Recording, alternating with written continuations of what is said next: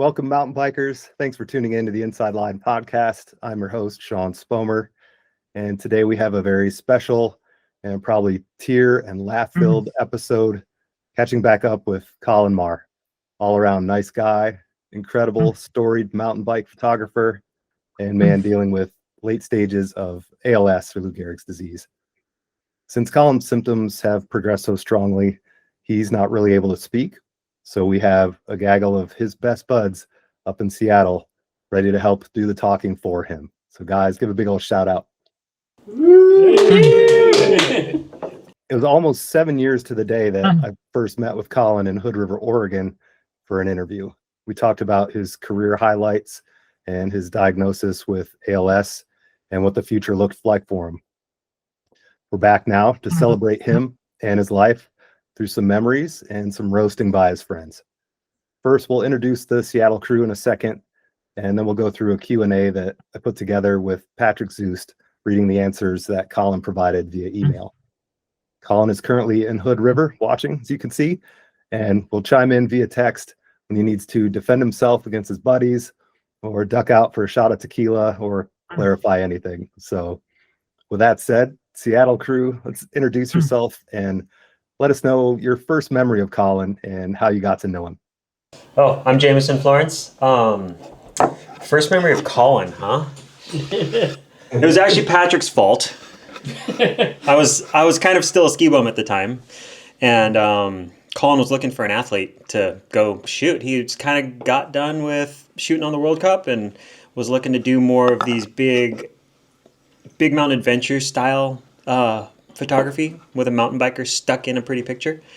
And he's looking for someone to ride a bike. And Patrick said, I got a guy who's doing nothing. Why don't you two get together? So Colin picks me up in Seattle, and I get into this car with, I'd heard of Colin before, but I hadn't met him, and drive for like 4 hours into the mountains with this guy I don't know. Promises of a fun mountain bike adventure, and yeah, it was great. We had a great time, made some pretty pictures, and kind of all went downhill from there.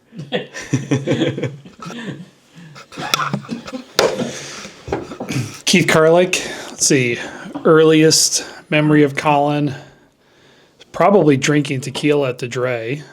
So I met Colin through another friend, Dan Murphy, and then through Chris, and started mountain bikes together. And then we would go to this bar called the Dre, which is beer only. And then Colin shows up with a bottle of tequila. Standard fare.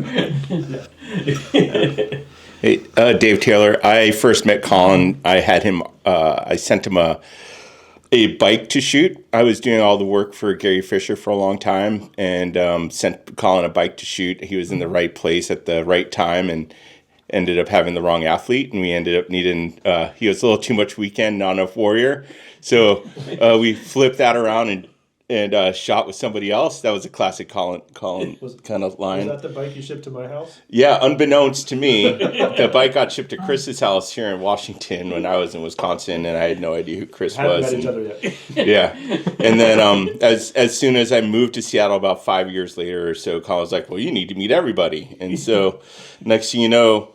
My Wisconsin mountain biking butt is trying to keep up with people on Washington State downhills, which is a challenge. Slightly different. Yeah. Nice.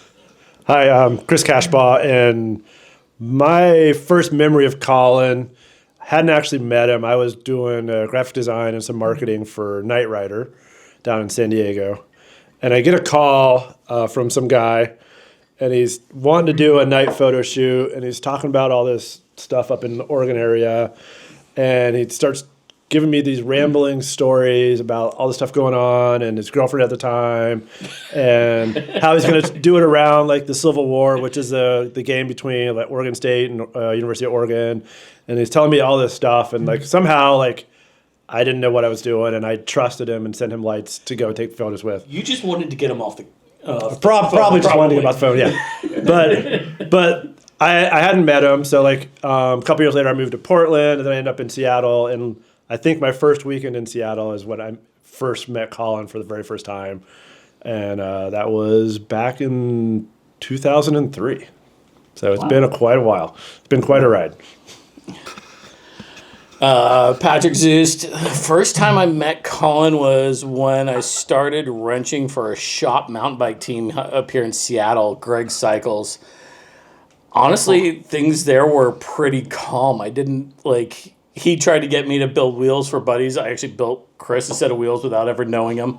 And then usually got good long calls while I was on the road with Cannondale. If I knew I had more than a 3-hour drive, I'd actually answer the phone from him. Otherwise, I'd have to kick him off the phone before I ever got anywhere. And then, him piggybacking some rides in the Yeti rig at some point to different races and stuff like that. But it was just kind of always around. Just one of those things, once you met him, you always were in contact with him in some way, shape, or form and meeting others. Or just calling you every day. Yeah. Hey guys, Ray Dotterer. I want to say pretty similar to Jameson's experience. I wasn't really doing that much at the time. And thanks to DT, got set up with a photo shoot with Colin to go do a really early wake-up call, like 4:30 in the morning, heading a couple hours east to go shoot some photos with Jill Kittner and Bryn Atkinson. And I believe at the time, I don't remember having an official enduro bike, so I was given the chance to ride Kelly McGarry's bike, which was like 3 times too big for me, and I'm 6 foot, on a good day, and so I think I headed over to Colin, or Colin comes to pick me up like 4:30, 5 o'clock in the morning, and for about 2 hours, I got to hear the whole spiel on the other coast sandwiches and how they were his favorite sandwich, and everything that they put into the sandwiches and how everything was made. And I'm like, who the hell is this guy? I thought I was going to be at least able to doze off, for a little bit in the passenger seat. But if anyone knows Colin, that is not a chance that anyone will ever be given. The photo shoot went well. It was pretty cool. Got to meet some new, some heroes at the time, and that was kind of the beginning of the end with Colin. That was, I would say, around 2010 or so, 2009 ish, circa. Awesome. Well, good crew, really good crew out there. All right, Colin just texted. He said, let's see. DT flew me to Colorado to shoot for Gary Fisher. The guy that they selected was not enough warrior and too much weekend, so he gave me the best art design ever. So I'm sending you a bike. Make me proud. Okay. Yep. Right. Yes. That's awesome. All right. Well, To be made proud. for all of you hanging out, besides Patrick, you get to sit here and listen for a bit as we go over the Q&A that Colin sent. So I'll read my questions, and Patrick, you get to answer on Colin's behalf. You can ad lib and make up as anything you want. You have my permission to do that. So, but here's how it all started out. So this is what I wrote to Colin. Said, so we published your interview on December 17th, 2018, and it's now 7 years later. When we were texting the other day, I was shocked that you said, I'm somewhat surprised that I'm still alive. First and foremost, I'm glad you're still here. And right now I'm honored that you're willing to update us on your life, but can you explain why you're surprised you're still here? And can you shed some light on your current physical condition? Well, I'm not dead yet, and statistically that is surprising. ALS is a 100% terminal disease that can typically kills in 2 to 5 years. I'm 8 years in and can still walk versus being on the wrong side of dirt. So winning. But more realistically, when I was first diagnosed with ALS in March of 2018, I weighed 170 pounds and was pretty fit. I even had a couple physical exams when we were trying to figure out what was going on that gave me an A on my general physical health, cardiovascular, and physical fitness. I now weigh 130. The vast majority of the missing mass is in my upper body, shoulders, arms, neck. My biceps are about as big around as my wrists, which visually is pretty weird. I've also lost muscle tissue in my tongue and throat, so talking articulately is definitely not happening. That's also had impacts on eating and drinking. The risk of choking or aspirating, having food or drink get into my lungs, is high if I'm not careful about managing what I swallow. Heck, everything that I eat and drink has to be calculated on whether I can safely manipulate it in my mouth enough to chew it thoroughly or swallow it safely. Bad things? That's a constantly shifting target. In general, pieces of lettuce larger than my thumbnail, corn on the cob, pretty much anything that can fragment in my mouth that I could accidentally inhale is definitely out. Chips, some cookies, etc. Bites too big? Yeah, that's a big no. Thin liquid through a straw? Hell no. I've lost enough control of my soft palate, tongue, and swallowing that thin liquid through a straw is a recipe for aspirating because I lack the fine motor skills to manage the flow safely. Sadly, for a guy who never met a steak I didn't like, I foresee a diet of glorified baby food puree in the not too distant future. But I still have vices. I can, thankfully, still drink beer and tequila, although I have to use a bottle or a sippy cup for the beer. Tall, skinny flute type glasses for tequila. The narrow openings that have allowed me to better control the flow of the liquid. I can't curve my lips well enough anymore to drink from a can or glass without spilling all over myself. As a consequence of losing all that muscle in my hands and arms, I'm not only weak, but my fine motor skills have been pretty severely compromised, to say the least, because I can't easily balance or counteract movements anymore. The best comparison I can make is that simple tasks like brushing my teeth or typing are about as easy as playing guitar with oven mitts on. Yeah, I can kind of strum the guitar strings, so to speak, but forget about playing anything resembling music. And picking up anything heavier than 4 to 5 pounds, not happening. This entire reprise addition to my original interview was written on my iPhone. I have an eye gaze device, but I'm still more comfortable using my hands, limited as they are.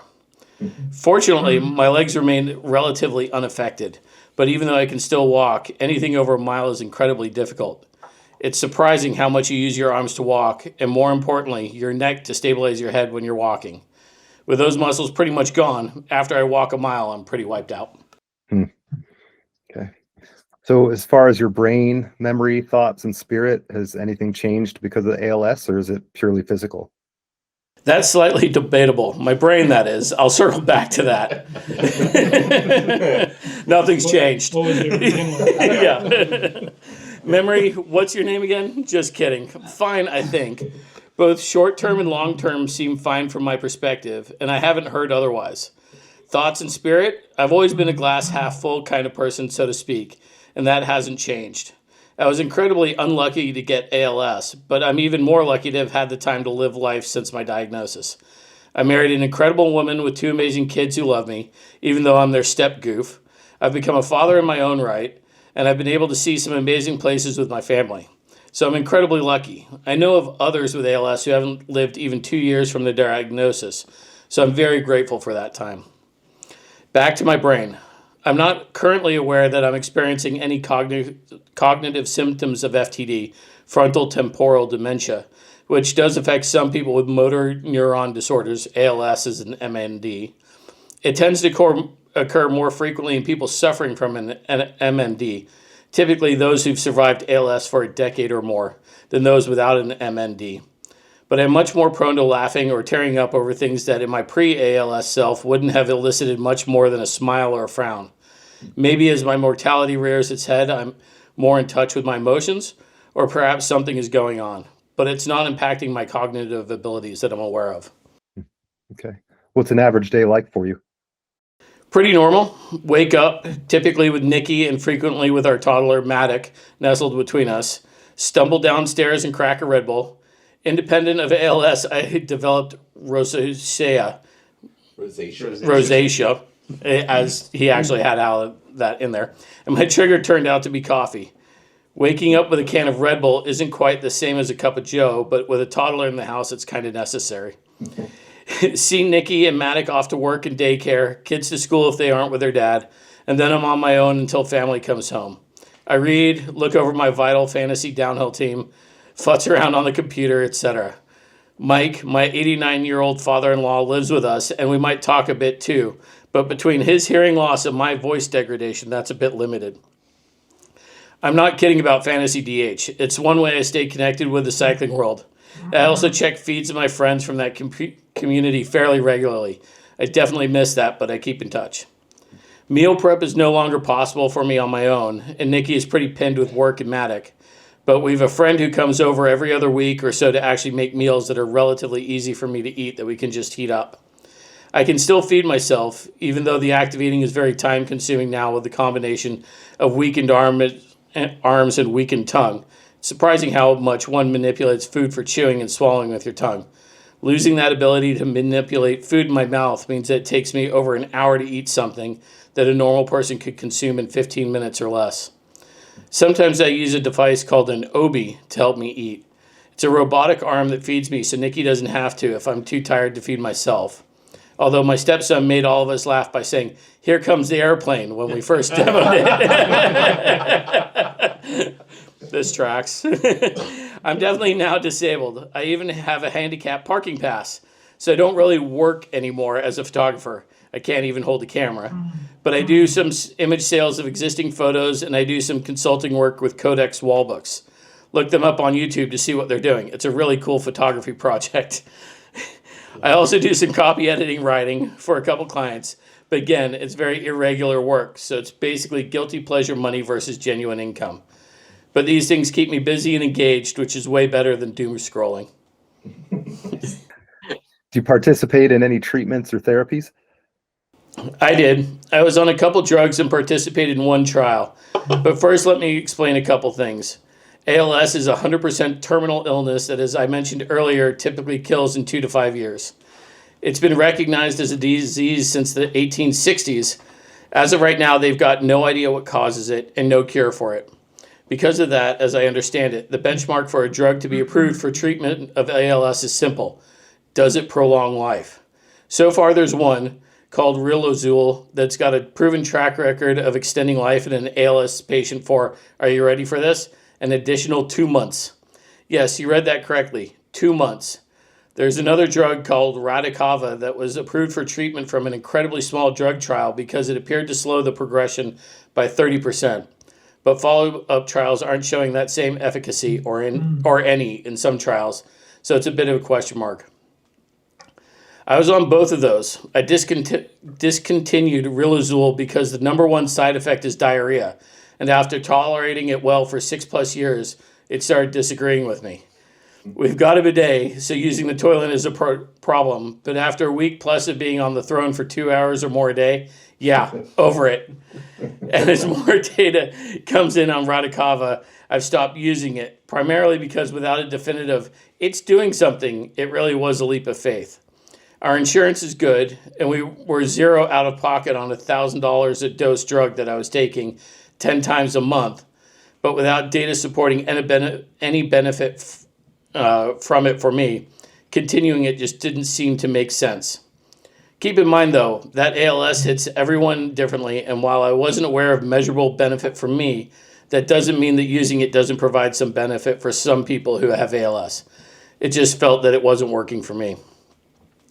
I did a drug trial that showed a lot of promise for improving quality of life, but it was ultimately canceled because while it definitely helped me hang out to functional use of some muscles, it wasn't prolonging life, that benchmark for approval of an ALS drug. So they canceled it. You have no idea how much that pissed me off. Living life with a terminal illness that squeezes the joy out of life by robbing your body of the ability to function is fucking miserable. Canceling a potential treatment that was giving me a better quality of life simply because it wasn't prolonging life, that was a pretty bitter pill.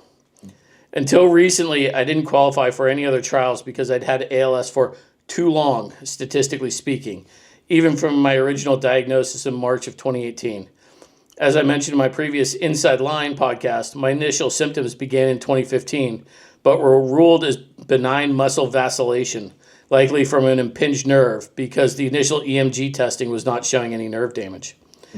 But the clock for being able to participate in most studies and drug trials started ticking with those initial symptoms, not my official diagnosis. So getting diagnosed 3 years into a disease that can kill within 5 years disqualified me from most studies. That was frustrating, even though I understood why. No pharmaceutical company wants to start a drug trial with someone who should statistically be dead. They want results, not someone who could peace out mid-trial. But ALS is a big box of weird. My slow progression is an outlier. Since my diagnosis, I've met a lot of people with ALS. 4 have not made it past 18 months, and I'm aware of one person who was diagnosed last July and was in hospice, end-of-life care, by October. So I understand why I wasn't qualified for those trials, but that was still frustrating. However, my care team has been advocating for me based on my slow progression. Now, even though some other trials have opened up thanks to their advocacy, I'm not really interested in participating in any trials because it'd mean traveling regularly midwinter to Portland from Hood River. That might seem trivial, but even though we're basically at sea level, there's a reason they treat that stretch of interstate highway like a mountain pass. Every year it's closed down by snow and ice 3 to 5 days or more, and frequently when it's not closed, it can still be super sketchy from late fall through mid-spring. If I could still drive, I'd take that risk, but I'm unwilling to have friends or family drive me there and back for drug trials on a disease that's been scratching heads for 160 odd years when there are plenty of other possible candidates who don't have that kind of commute. If something shows promise, I'll happily participate in a secondary trial, but I simply don't see the benefit of my contributing as a lab rat given that potentially hazard commute for the people closest to me. Dude, you're such a good writer. Like, this isn't on the script. This is also why we can't get him off the phone when he calls us, though. All right, so next question is, how have you approached ALS the last few years? Like, did you go all in and try to learn everything about it and fight it, or choose to just deal with things as they come? I've been pretty willfully ignorant. Not head in the sand ignorant. It's more that I want to savor what I have left versus dwelling on what will be. So I've been living in the moment a lot. Lately, I've realized that approach has been placing an unfair burden on Nikki, piling even more shit and stress on her already full plate. So I'm trying to be better informed and own more of the planning on how to deal with the eventualities that ALS will create. There's unfortunately a lot of known problems coming up, but at the same time, decision-making for some of these eventualities is complicated because the when will it fail of my muscle function is a constantly moving target. Like, when will my bathing requirements be too much for me to handle on my own? When will that be too much for Nikki to handle too, necessitating in-home care? Some decisions were both easier and harder at the same time. Like, I'm not planning any extraordinary efforts to hang on to life. I prefer quality of life versus just existing. So far, I've had a great life. As things progress, I'll try to be smart about having as good of quality as possible, but I'm not interested in life-extending interventions that would compromise that quality. To that end, I've decided not to get a feeding tube or be placed on a ventilator when my respiratory function drives me into oxygen starvation. These were hard choices. Getting a feeding tube would definitely extend my lifespan, but it all relates back to the quality of that life. Essentially, my family and I are in purgatory, for lack of a better term. ALS is relentless. My quality of life, of all things considered, has been pretty damn good. Travel, a loving family, a supportive wife, even the birth of my own child. But it's not going to get better. I'm quite literally dying in slow motion. Why extend that life any further than what nature decides if it's just going to keep spiraling down? And by spiraling down, I mean dragging the people closest to me down too.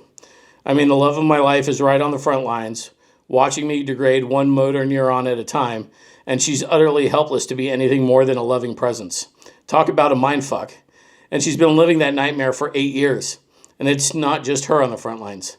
Both my stepkids love me dearly, but I can literally see the PTSD forming in them from seeing my transition from a vibrant, alive parental figure into a husk.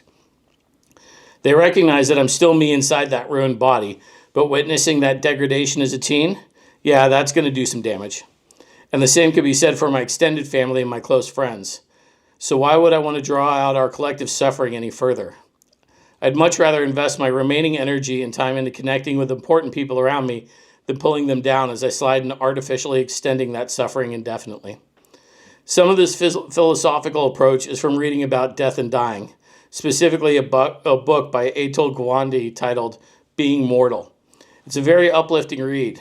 Some was influenced by participating in a psilocybin journey. Psilocybin journey. Yeah, I heard that cartoonish recording scratching noise from you all the way over here, Spomer. Yes, I did a massive dose of psychedelic drugs in a controlled setting under the watchful eye of a therapist. Like a lot of people, I did shrooms in college a couple times. It's one thing to trip for fun. It's something else entirely to journey with a purpose. If listeners are curious, I recommend reading Michael Pollan's How to Change Your Mind. It was an incredibly positive experience that helped me rediscover focus in my life and to a certain degree decrease anxiety around my death. But back to a feeding tube. If I had, say, throat cancer and couldn't swallow anymore but had an upward physical prognosis, hell yeah, feeding tube all the way. But to be scrambling to exist while simultaneously continuing to erode, that wouldn't be living the life I would want to, and I'd be forcing my family and friends to live that existence too. Honestly, fuck that. But being put on a ventilator, a definite hell no. That requires 24/7 care and complete dependence on trained nursing care, plus being bedbound unless you can also afford a mobile device that supports a ventilator. Steve Gleason has been living that reality for a few years now, and I admire his grit and determination. God, he's an inspiration. But he's got resources that most people suffering from ALS don't have. His care team consists of 3 full-time staff. We've got a good chunk of my GoFundMe remaining for in-home care, but that would evaporate under that load in 2 to 3 months. Then what? Sell the house?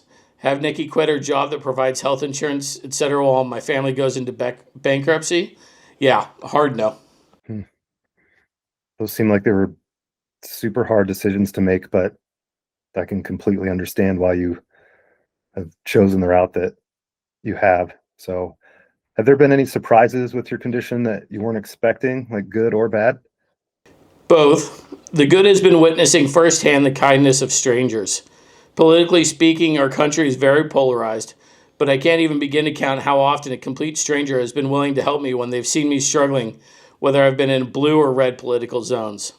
Deep down, most people just want to help. The only jerks I've encountered have, oddly enough, been while traveling, specifically flying. I've had the odd asshole TSA officer, haven't we all? And frequently been on the receiving end of passenger stink eye from people observing Nikki doing all the work with carry-on luggage and Matic and my doing nothing. The former, maybe they're just having a bad day. The latter, when they see me walking, they assume I'm just a chauvinistic asshole unwilling to help my obviously harried wife versus disabled and unable to help. But those have been the exceptions.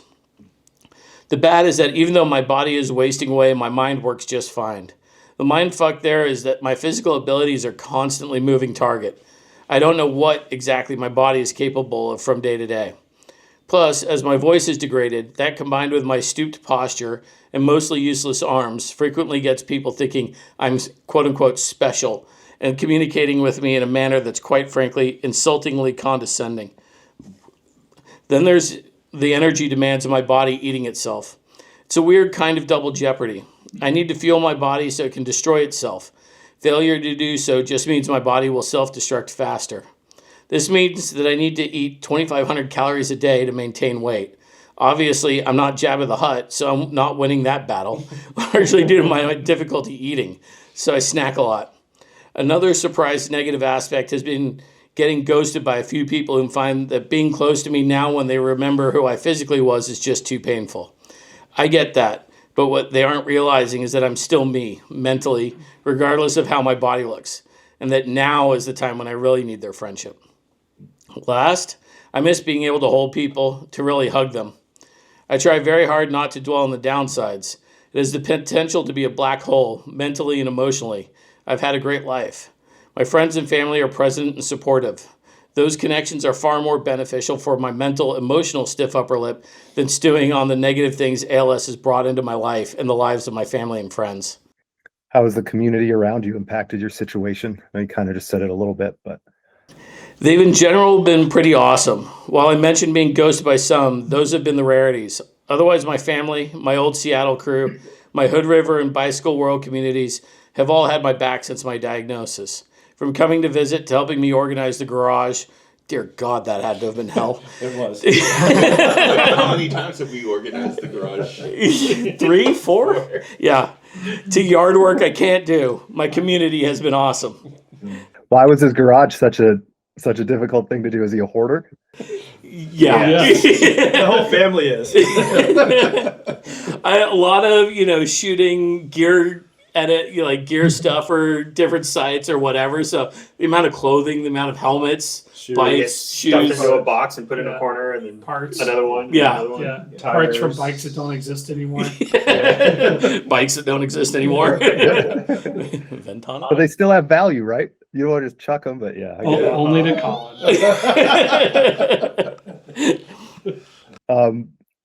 All right, now to it. This is a pretty serious one. If I wanted to go see a lot of tarantulas, where should I go? Ha! Those things creep me out. My stepson just returned from school in Chile, and he said they were all over down there. But otherwise, I'd wander down to the California-Nevada border near Bishop, California, and around rampage time. All the boys are out looking for love that time of year. They come out at dusk. On some back roads, they're so thick that you have to swerve to miss them.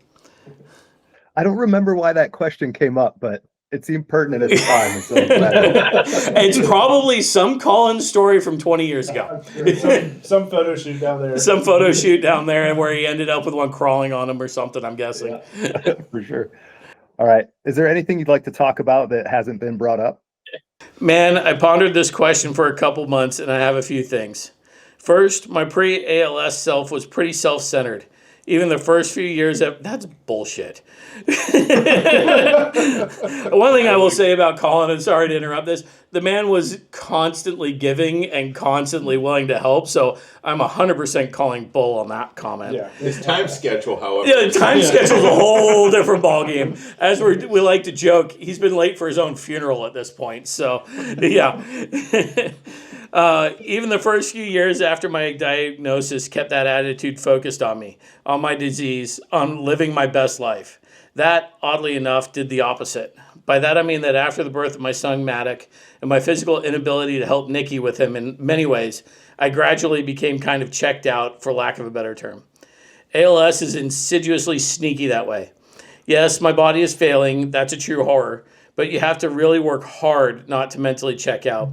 This requires constantly checking in with both yourself and the people important to you, honestly and openly, no matter how painful that can be, and making sure that you're supporting them as best as you can while they're supporting you. I'll be honest, for a while I forgot that, and as a result, I put more of a burden on the primary people in my orbit than is fair.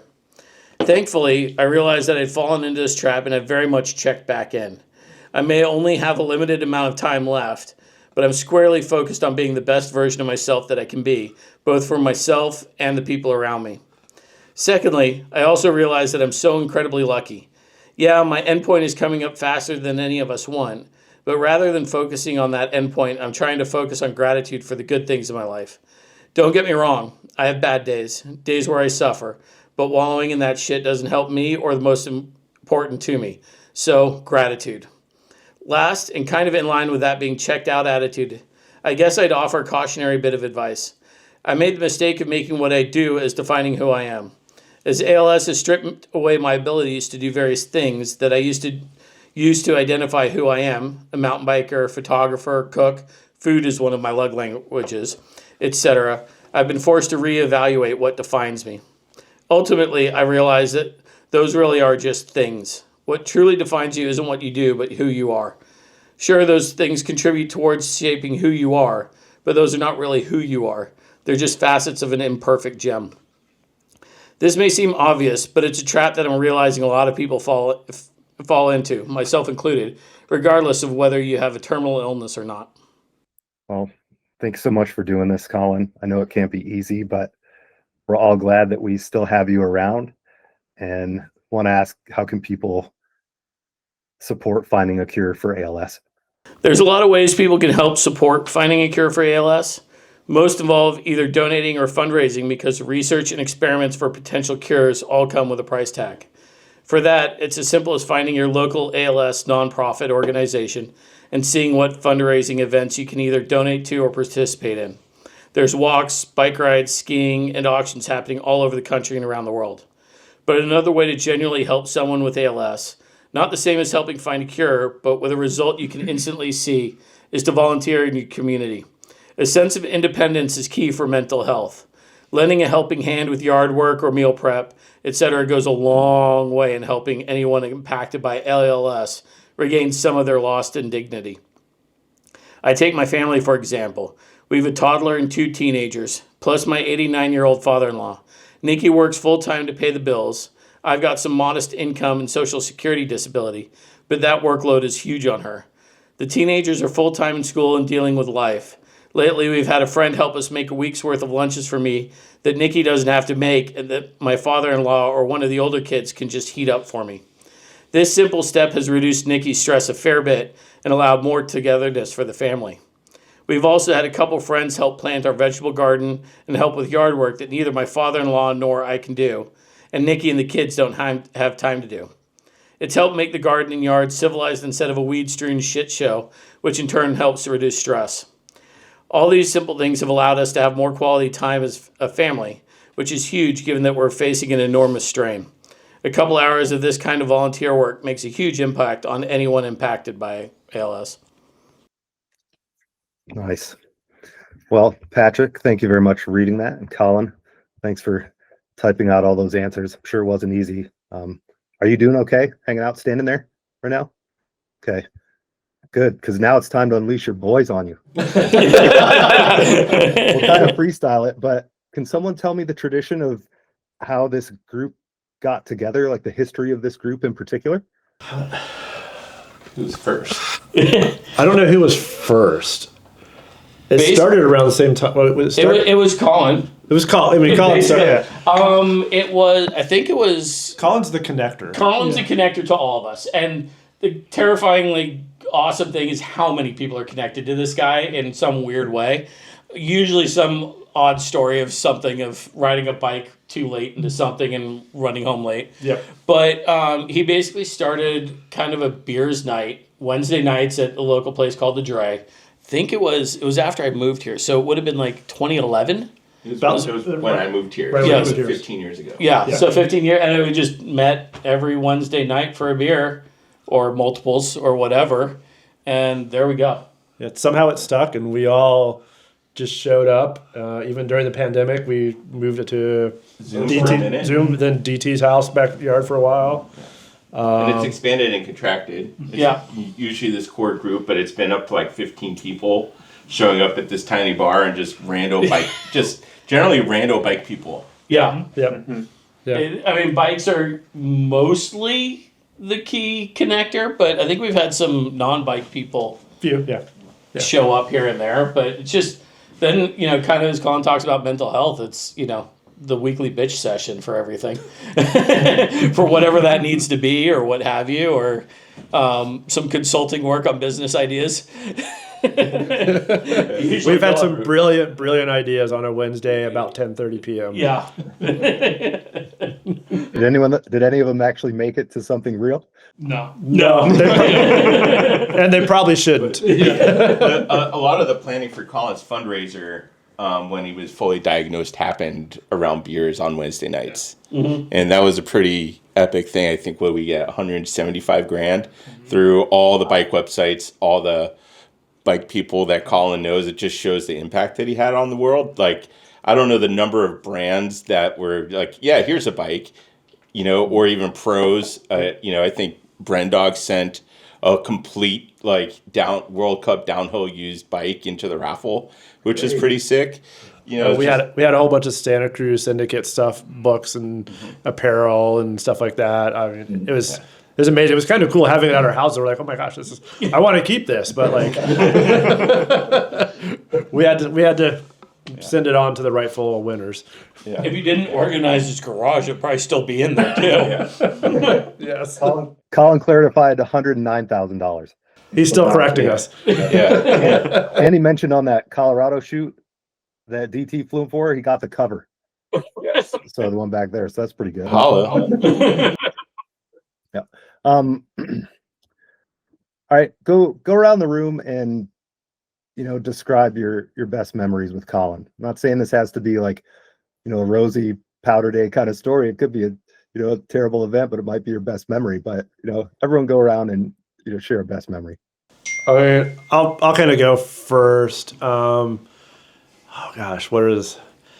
I think they all sort of lump into one big category: is Colin pushing me to do something dumb that I wouldn't have done on my own. There's been multiple trips where we go out east to Cochise Ridge and like go out there and riding when we shouldn't have. Keith and I and another friend of ours, Dan, Colin convinced us to do this ride. I don't know whose idea it was, but we did it on 11/11/11. So November 11th of 2011. And we did, I forget, what's the name of it? I'm sorry. It was Jolly Peak. And it's out east. It's out east of the Cascades. It's over the pass. Not Jolly. It was jolly. But we get out there, and it's a little stormy looking. We ride up, and we're like halfway up the road, and there's like snow. And we're like, it's all right. We get up to the top, and like we can look east. And Colin posted about this on his Instagram, and like you could see the snow like coming across at us. Like it was just black. And we get up to we're on the ridge, and there's a trail that goes off to the left and the trail that goes up, and there's a little sign that's kind of barely readable. Forest Service signs that like have trail numbers in there. They've been up there for like 50 years, and they're kind of readable, but not really. And this was really good GPS on your phone, and we all took a picture of the book that had the ride description on it and where you're supposed to turn, and we're all looking at like a really bad photo on our phone, trying to make sure that we're making the right left turn onto this trail, because if we go the wrong way, we're in the wrong drainage, and we're going to have to come back up and over. So we spent like 5 minutes arguing about this. Somehow we made the right decision. We dropped in. It was like 4 inches of fresh powder on the trail and just railed down that. I had an elk run across the trail in front of me, and like I was chasing the elk down the trail for probably 100 yards, and then it ducked off. We get down the bottom. We're freezing, and there's a little river down there, a campsite, and there's somebody over the campsite with a bonfire and like a barrel, and we all warmed up. And then we, my friend, it was Dan and Keith and I were in the back. Dan was in the front seat. Colin's driving. And then Colin's driving. So we played Here, Drink This, which was we handed Dan a bottle of Fireball, and we said, here, drink this bottle, Dan. And then so on the drive home, Dan proceeds to drink the whole bottle. Basically. It was being passed around, but like, we were like, that's good. Yeah. Dan was slugging on it, and we're like barely trying it. Yeah. So here, drink this. Yeah. Here, drink this. Nice. Colin clarifies that ride was Keith's idea. It does sound a bit like a Keith go. Keith type 3 fun. Yeah. All right. Next. I got one. So Colin dragged me out. I've never been much of a climber. And Colin drags me out to this ride called Cochise, which is, again, something about Colin and not liking to ride around Seattle was, again, over the pass. So we leave probably minimum an hour late because Colin, with me, him, and Wilbur, head out there. And Colin's like, oh, you got this. Just bring your good bike. The descent's absolutely ripping. So I bring at my 40-pound giant AC1 5-inch travel bike. And I later find out, I think the climb's 11 miles, 7 miles? 11. Like 3 flat. So you're not even climbing, and then 3 or 4 flat, and then 7 miles of climbing. And Straight up. And then a hike-a-bike. Yeah. And so it's me, Colin, and Wilbur. Wilbur is an absolute XC race nerd at this point. Colin and whatever. And we get there, and somehow, once I start suffering on this climb, because there's no way this was going to go well, Colin convinces Wilbur to swap bikes with me. So I go from a 40-pound, like, possible free ride rig almost, like, even though it was only 5 inches, to a, like, 25-pound XC full suspension rig. So he convinces this guy to give me his bike, because what he also failed to tell us was that he had to work at like 3 o'clock. I was gonna say, you're probably running out of time. We were running out of time already. And so we start climbing, somehow get up there. Now, poor Wilbur now has to switch his bikes back with me. So he gets the shitty bike on the way up and the crappy bike on the way down. So thank you, Wilbur, to this day. I appreciate this one. We then actively rip this trail into the point of clearing sections that none of us should have cleared, like creek crossings with like 3-foot vertical walls on the other side that we would just roll through and pop up and over. riding blind into the rock sections at the end and just absolutely having a blast. At this point, I think we got to his car 15 minutes either before or after he was supposed to start work in Seattle. So we all throw everything on there and absolutely fly again. Pretty sure he locked the windows on me at one point and probably farted in the car because that's Colin. Standard fare. Because gas station hot dogs. Gas station hot dogs and what have you, fighting back. And then he, because he was so late, he just took me to work. And I got stuck at work. But he did feed me some absolutely, I think it was a Wagyu burger with like some grilled asparagus or something, which actually made me like asparagus for the first time in my life. So You ate something green. Wow. I ate something green. I ate a vegetable, and it was quite good. So yeah, I mean, in that sense of just epic things that happened, and to this day, 20 years later, we still talk about that kind of those rides and stuff like that. That's awesome. Yeah, Colin says you guys were on. Yeah, we were ripping that day, all of us. Who's next? Jameson? I think one of my favorite memories, it was pretty early on. I think it's like our second photo shoot. Colin and I were out in this zone kind of by Chelan. Deep. Again, over the pass. Over the pass, yeah. But Colin just said, hey, good photos don't come from being nice to the equipment. And that adage just stuck for the rest of us shooting together, really. And what was going on is Colin had brought this, it was a LaPierre Spicy Team that he needed to shoot. He was doing some work for them or something. And so I was riding this bike and he's like, hey, this photo, it's right there. You see what I want, right? I was like, yeah. So I want you to turn the bike right there on the trail. I was like, Colin, there's no corner there. He's like, it's okay. Just make it look like there's one. I'm like, we're going to lose the bike. Like, I'm not going to lose myself, but we're probably going to lose this bike. He's like, it's okay. Just bang the corner right there. I was like, all right.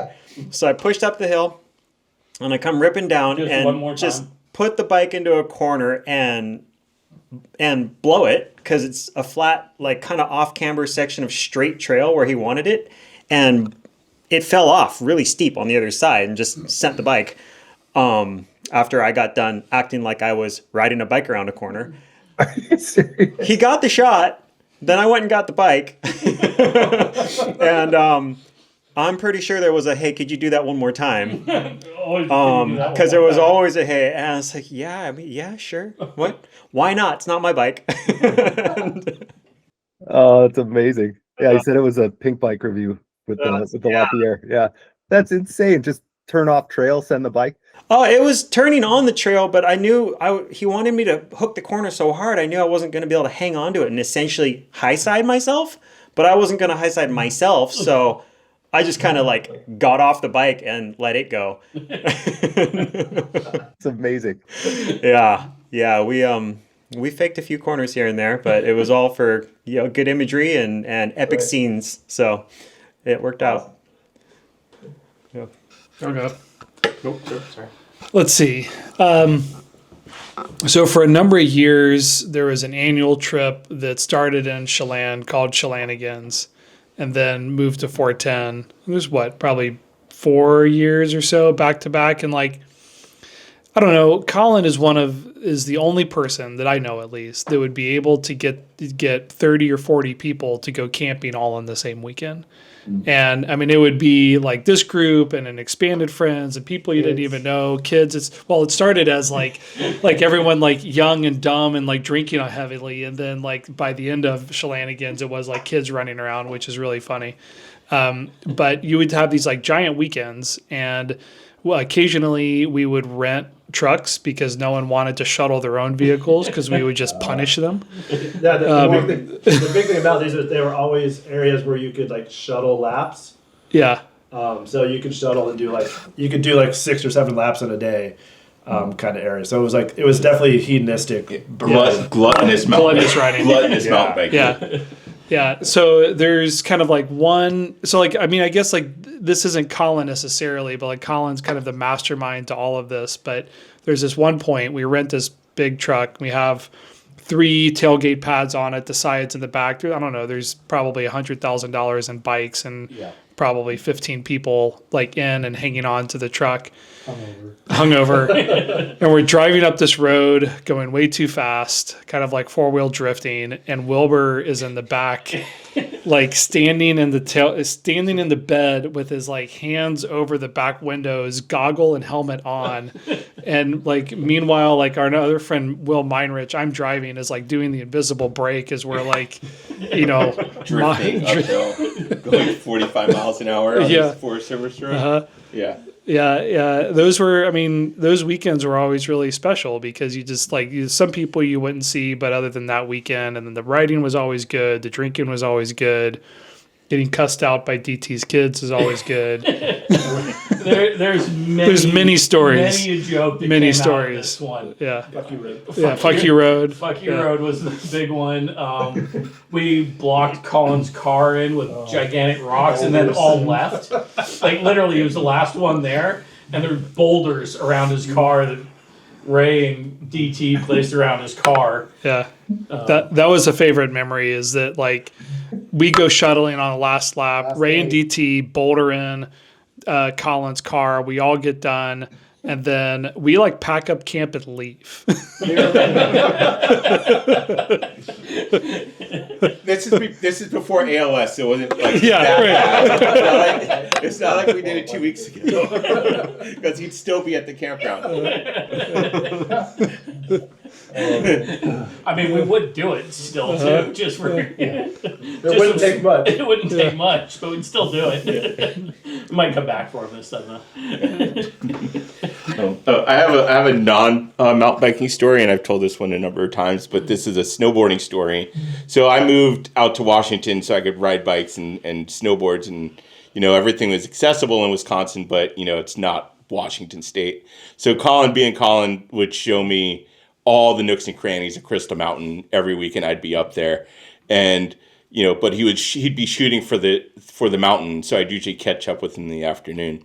Then there was one afternoon, it was a great POW day, and Colin's like, all right, we're gonna hike the King, which is a little slack, what do you call it, slack country? Kind of slack country route. You have to kind of like, for a goofy footed snowboarder, it's a miserable post hole. If you're on skis, it's easy. Yeah. But it was miserable for me. And then you have to kind of hike up. You get up to the top of the King, and we go to the special zone that Colin shows me. He's like, all right, DT, that zone, that's all yours. Just meet me over by that tree over there. So I'm like, okay, cool. He's got his camera bag because he's been shooting all day. He's got his camera on his chest. I'm like, okay, cool. So I do a couple of turns, and then I straight line it, and I do the fullest laid out toe side turn I could ever do. It was like knee deep POW. I'm like, holy shit, that's why I came here. Stop by the tree. I'm just like internally giggling. I watch Colin drop his line. He comes up. He's super stoked. High fives. Holy shit, that was the biggest route I've ever seen. It's like a school bus. I'm like, did you get a photo? No. No. I'm like, it was on your chest. And he's like, no, I didn't take it out. I was like, so. Oh man, it wasn't working. Yeah, so no, he was not working, but he showed me all the goods, so that was worth it. Yeah, awesome. Ray? Yeah, I'll shift gears here again. Talking about mushrooms. If we know anything about Colin, we know that he loves foraging, and so one of the other things that we do together, while riding bikes, is then one of the cool and fun things about mushrooming is they're on or near mountain bike trails. So we're always gonna see them up here in the Northwest, especially in the fall time. There was one weekend I was up at Stevens Pass. I come across some mushrooms. I take a photo. I send it to the lab, aka Colin. Anytime you don't know what a mushroom is, you take a photo, send it to the lab. Colin will respond, yes or no. Anal ass bleeders, don't touch them. Don't touch those. But these happen to be porcini mushrooms, and this was the first time for me finding those. And one of the rules about foraging is you never tell anyone your spots, just like fishing or whatever. And so he's like, dude, those are porcinis. Where are you? And I'm like, dude, I'm up here at Stevens Pass. I'm off on this trail or whatever. He's like, yeah, those are edible. Take those. And I took a couple with me, but I told him, I'm like, dude, I am surrounded by these porcinis. And so the next day, I get this was a Sunday. The next day. You mean you were on Snoqualmie Pass, right? Yeah, Snoqualmie Pass, Yeah. elevation 3,100 feet. And the next day, I get a photo from Colin, and it's a basket full of porcini mushrooms. And I'm like, dude, where the hell did you get those? He's like, oh, I went up to Stevens or Snoqualmie, and I picked. He basically clear cut Rated your spot. rated the spot, broke rule number 1, but it's effing Colin. Well, I'll fast forward, keeping this in mind, foraging. Fast forward to just a couple of weeks ago, a couple of us went down to Hood River to spend time with Colin, and we went to the Mount Adams area range, right? Is that where we were? Yeah. Driving around there, and our goal was to go find some mushrooms, some spots that Colin knew, and so we get out of the car, and recently nowadays you got to kind of help Colin get out, unbuckle him in. As soon as we unbuckled Colin, and the door hadn't even shut yet, we all start walking around looking for spots. We're gathering all our stuff. We're just like, and then it was like, wait, who's got eyes on Colin? And like we look around and everyone's looking at each other like shrugging shoulders. I don't know. I thought he was with you. The fucker just took off into the woods. This was just a couple of weeks ago. So he's like 100 yards up the wood, like kicking over leaves, just trying to find mushrooms. and just like over here. So yeah, he's still got it. He's still got He's it. still as sure-footed as can be. It's disturbing, especially for people with bad knees like mine. Yeah, absolutely. But that's my forever fuck you, Colin story. But we all love you, and I'm never going to let you go for that. Oh, he just sent a picture of the pack of mushrooms that he pulled from Snoqualmie Pass. Yeah. That's his camera bag. That's not a small backpack. Dude, Colin and I'd be riding along at full pace, fast as we could go. He'd be right behind me, and then all of a sudden I'd hear him go, "Hey, did you see that mushroom?" I'm like, "How did you see anything?" Yeah. It's very dangerous. Yeah. Once you get the eyes for them, though, they pop out. I'm just tunnel vision. But the people behind you don't. Oh, that's awesome. Got any more while we're in this particular? Oh God. Oh boy, there's a lot of stories. What are Is it confession time? I was gonna say what's safe for public consumption versus What was that phone again? Yeah, there used to be a point. Yeah. So, I think it's time. I can't explain this one. I think it's time for this So- one. as Patrick alluded to earlier, Colin called and he would talk. When let's Colin set was it up. going from race to race or photo shoot for photo shoot, he never took an airplane. He would Yeah. just hop in To his the old States, janky ass Subaru. He'd be like, "Oh, I have a photo shoot in Moab in 2 days. I'm going to start driving." Yeah, he had a lot of windshield time. I think Colin spent 30,000 miles a year on a car. I don't know for sure, but whatever. At one point, we had a text thread amongst us, Not including Colin. not including Colin, that when he would call one of us, the thread would go out and Colin's driving. Colin's on the road. Mind you, we all have regular Day jobs. regular desk jobs, and so he'd have these phone calls at 10:30 in the morning. Yeah. Yeah, you're supposed to be in a meeting and Colin's calling. You're like, "Oh, I can't take this." Sometimes you take it. But then we came up with a point system. So if you took the call, you got 5 points. If you took the call and it was a relevant short conversation, you got 25 points. Stayed on track. Yeah. We're gonna go ride this weekend at this spot at this time. Yeah. Here's who's coming. The Call call, you later. the call was under 5 minutes. Yeah. Yeah. And it was relevant to the point kind of thing. And there were I forget the other rules, but there were You could like if you didn't take the call, it was like negative 10 points. Like negative $10. You know, so you were incentivized to answer the call, take the gamble. And then if you had to like skip out on a work meeting because of because you're talking with Colin, is like plus 5,000. But then it was for every like 5 minutes beyond or 10 minutes beyond, it started subtracting points. Yeah. And So- especially with the irrelevancy of the phone call. Yeah, So if Colin starts complaining about the geometry of I don't know, some bike from 1998, or the knob wiggle the on knob the Max's wiggle. tire. Plus Compound. 5,000. you just start losing points. Yeah, So, but the text would go out so that you knew that like if Colin was on the road or not, so that like you could answer if you had time, or otherwise you knew just to ignore the call. That's why I alluded to when I was on the road. Like there were times I'd be on a long haul and I'm like, oh, Colin's calling. I won't remember the next 3 hours.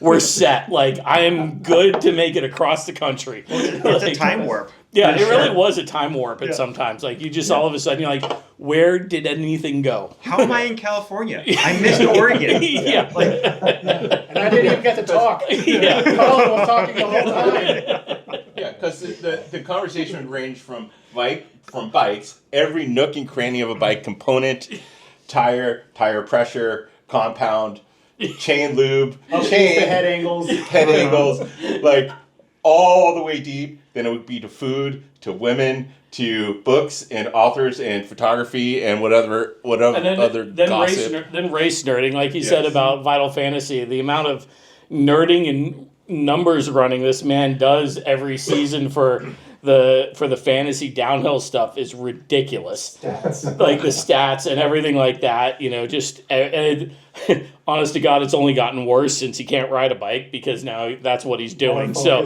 it's once race season's on, it's constant. So I mean, it's impressive to say the least. Yeah, we need a text from Colin for predictions for this coming year. Yeah. Yeah. So, who's your prediction, Colin? He's busy. He's typing. He's refuting all our claims about his phone calls. Did you guys ever keep score to like see who won? Like, was there a running tally or anything? I No. mean, you would settle up on a Wednesday night. Yeah, you would just get a text of, I lost this week.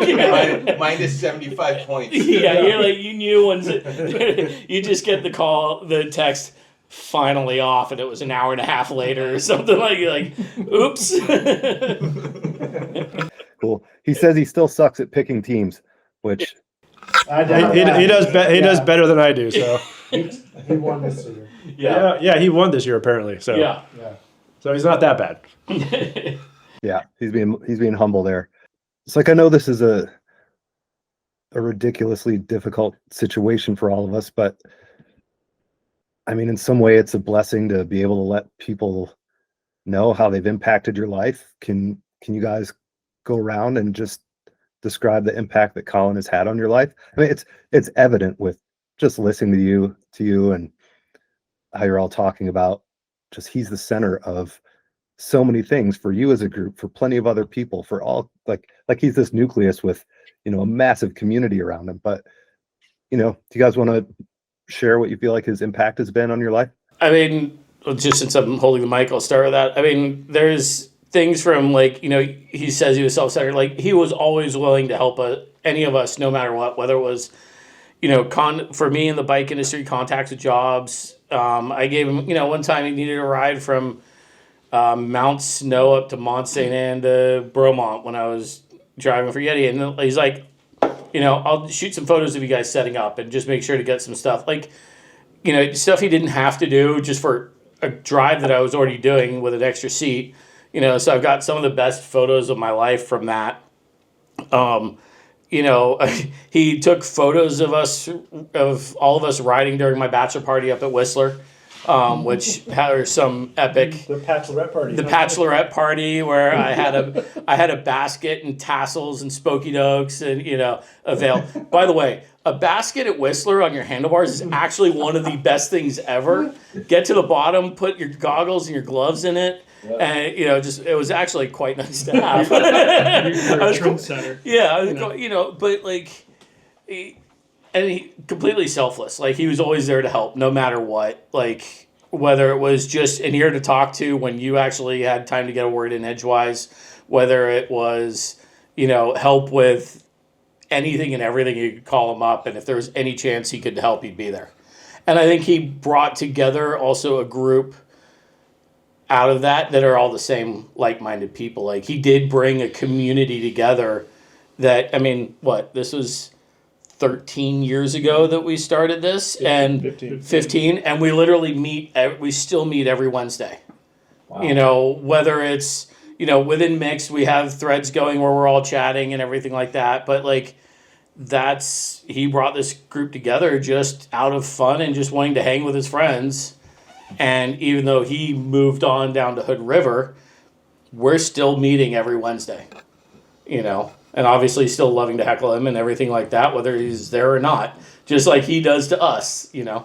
So, our team motto is, why would anyone want to be friends with us? Because as good as we treat each other on like the real shit, we treat each other even worse on the on the nonsense. Like creating a game for when your friend's going to call you and talk too long. Yeah. But also helping everywhere like there's honest to God conversations of just life and everything that go on that we all back each other up. Yeah. So I would say for me, it's sort of the unexpected sort of group of friends that I've ended up with. And I would say, there's the whole Seattle freeze thing that like move to Seattle and, you're not going to meet anybody. And I was fortunate enough to know Colin that knows everybody that ended up connecting me with everybody I know here. And, they'll be lifelong friends, from now until we're all on the wrong side of the dirt. And, I think I attribute all that to Colin and his willingness to bring people together and his charm and jovialness and his love of beer and food and adventure and all of that. And I think without that, I don't know. My life would be completely different, but I'm happy the way things are right now. And for that, I have Colin to thank for everything. Yeah, seconding that. Because, like, it's this crew, and then there's, like, another related crew that are good friends. But, like, pretty much all of my longtime friends in Seattle are because of Colin. Yeah. No, it's... kind of going back to that, like, the man used to hold a tequila tasting of his own dime at Interbike every year back in the day. And, and it was a legitimate thing. You needed an invite to go. But my invite was I brought the shot glass. Yeah, but it was. It was a networking event, but in the way of he just wanted these people that he knew to come together, and his love of tequila and everything like that. I think I remember one year having to drive him to like 4 different liquor stores in Vegas to get the right tequilas for this thing, so yeah. And so, so you got roped into it somehow for fun, but he just brought people together, to the point where it shows when we had the auction for him.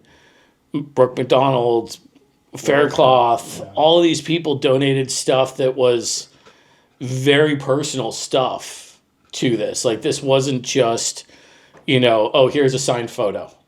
Maybe it was a signed photo that Colin had taken, but it was actually way more thing.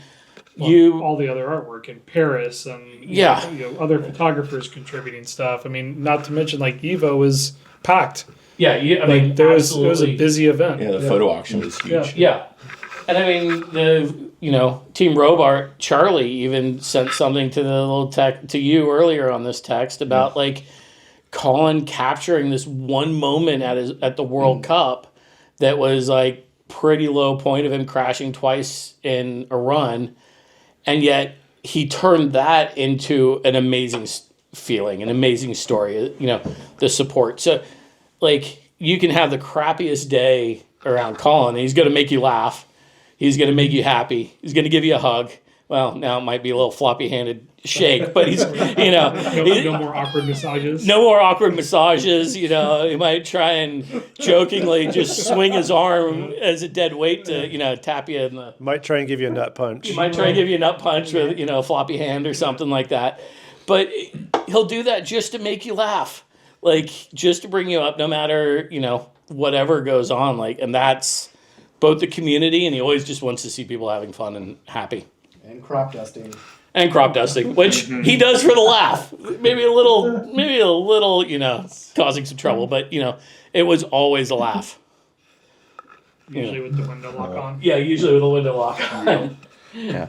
Couple of things that I've been reflecting on is one is Nikki, and you know, Nikki and Colin have been together for a while. Just I don't know, a few years before the diagnosis. And then, you know, Colin asked her to get married after the diagnosis. And I was just thinking about just like the strength that Nikki has and just like how she would lead with her heart and everything that she does, that she would still marry Colin with a fatal diagnosis that he has and would still like go forward with life, not knowing what's coming. You know, it was a pretty powerful thing that I think about quite a bit in just my own life and the day to day. Of what's important and what you should lead with. The other thing that I've been reflecting on is, you know, if Colin would have clung to his old life as tight as he possibly could, like full death grip style, he would have crashed out probably a long time ago. But I think about like when, you know, because he was open to what was coming and dealing with it as it came, just like when you're riding a bike blind on a trail, if you're like too tight grabbing your brakes, it's not going to be a good ride and you're probably going to hit a tree.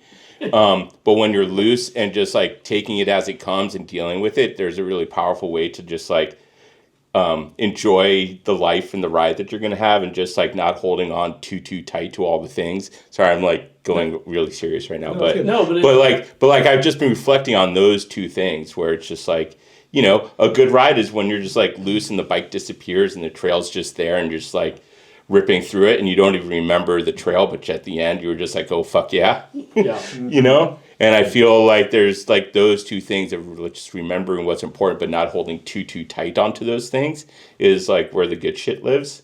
And yeah, I don't know, that's what I learned from Colin's bullshit in the last 5 years. Make that banner, hold on to Oh yeah, there's a banner that I made for Colin, that was a gift for Colin's wedding.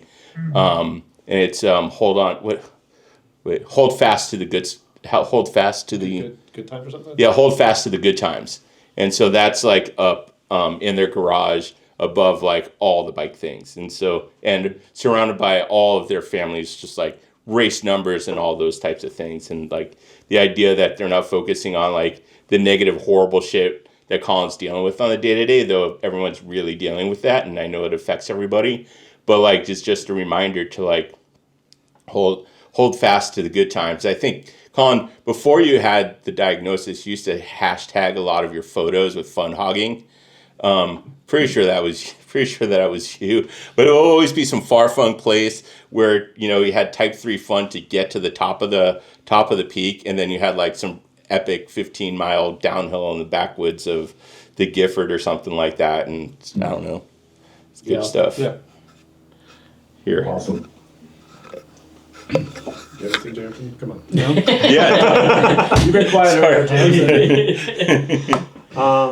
Yeah, I don't know. I think I'd echo a lot of sentiments that have been said already, and I've just learned that, I don't know, whenever Colin goes to do something, he just goes full throttle, and whether that's like, you know, we're going on this photo mission, or he finds out that I was a photographer and like I can be on the other side of the camera. Next thing you know, Colin's got me on the other side of the camera and he's texting me for weeks on end. We should go shoot this and you should get these athletes together and like, you know, and I'm like, Colin, I don't have time to actually do this thing, but I love it. And it's created this situation where so many doors have been opened one way or another. And it's, you know, it's put me where I am now in my life with cycling and the cycling industry and what I do and the companies that support me and who I ride for and everything. Like a lot of that is because I met Colin.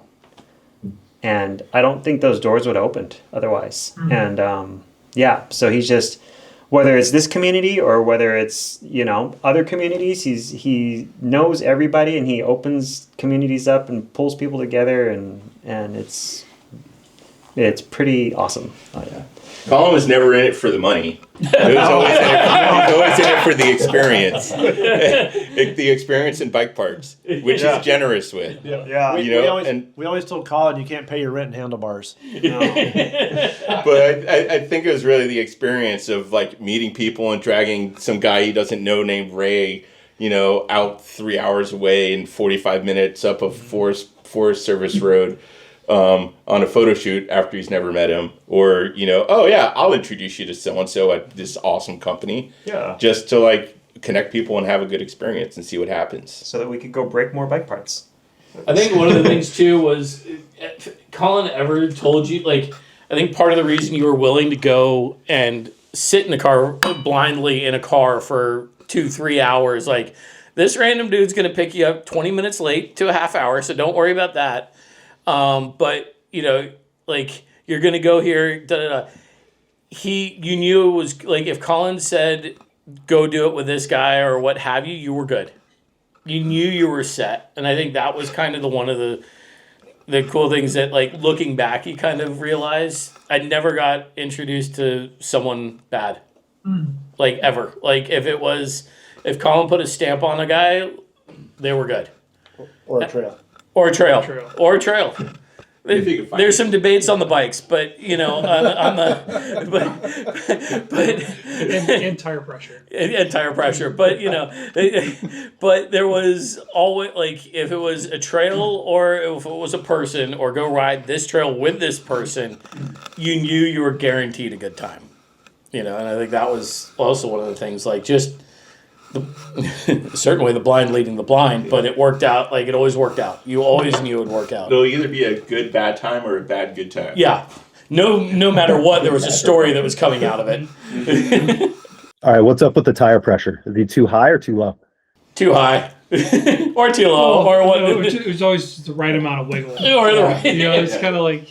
It was more the fact that, I mean, from my race experiences, we joke about, like, Gwen knowing half a PSI, whatever. This man would tell you that, or exactly which knob, or how you couldn't run this dry condition tire because it's a little too wet out today, or, you need just this right tire for this condition.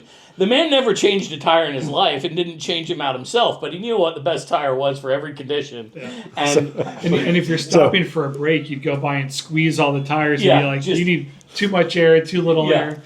So during the pandemic, I got a new bike, and it had the Assegai on the back, right? No, you had a Dissector. Dissector on the back, and I told Colin about bike, and he's like, what tires got? He got Dissector on the back. He's like, oh, you're gonna want to change that. That's not right tire for up here. I'm like, whatever, like it's gonna ride.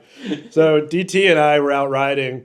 We're riding up Fire Road out east of here, out by Jameson's house, and it starts raining. So I stop on the trail and call Colin on the speakerphone. I'm like, Colin, I'm riding my bike with the Dissector on. It's raining. How am I going to survive this? So, Exit said he was a nerd. Yeah. So, I mean, I ended up surviving, obviously, but like, we took the tire off and you rode on the rim. Oh man, it's so good. So, I struggled with a way to close this out. Like, I want you guys to sign off how you think we should. So I'm kind of at a loss. I'm just thankful for who Colin is. It's such a joy to see all the people he's impacted and kind of touched over everything. But I'd like you guys to sign this one off. Like, fuck you, Colin, and just turn the mic. Turn it off.